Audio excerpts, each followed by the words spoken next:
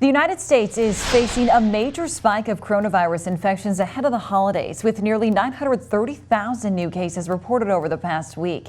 KIMT News 3's Anthony Monson joining us live with the latest from a day full of news on the Omicron variant. Anthony?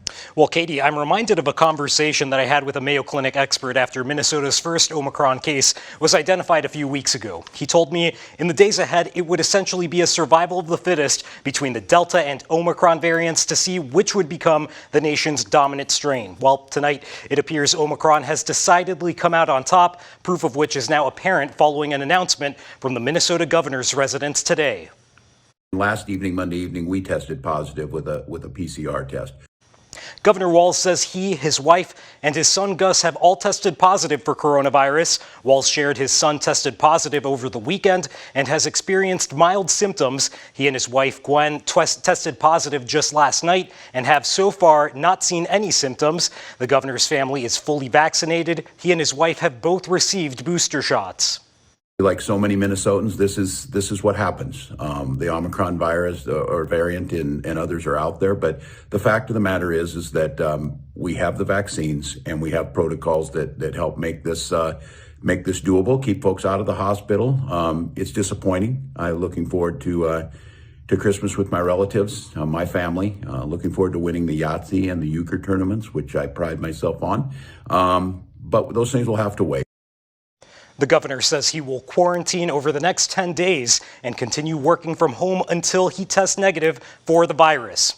Meanwhile, in Washington today, President Biden unveiled a new plan to combat the spread of the Omicron variant, which now accounts for 73% of new cases across the country. The government will make 500 million rapid at-home tests free and available to Americans starting next month, while increasing support for hospitals across the country. Measures outlined by the Biden administration include deploying an additional 1,000 military service members to COVID-burdened hospitals, as well as thousands of medical personnel, staff, and paramedics. With many Americans wondering if it's still safe to celebrate the holidays with family and friends, President Biden had this message to share. The answer is yes, you can. If you and those you celebrate with are vaccinated, particularly if you've gotten your booster shot. If you are vaccinated and follow the precautions that we all know well, you should feel comfortable celebrating Christmas and the holidays as you planned it. The president is still urging all Americans to stay vigilant and wear a mask indoors and in public settings. The White House also plans to send an additional supply of ventilators and equipment from the national stockpile to states that are facing strains.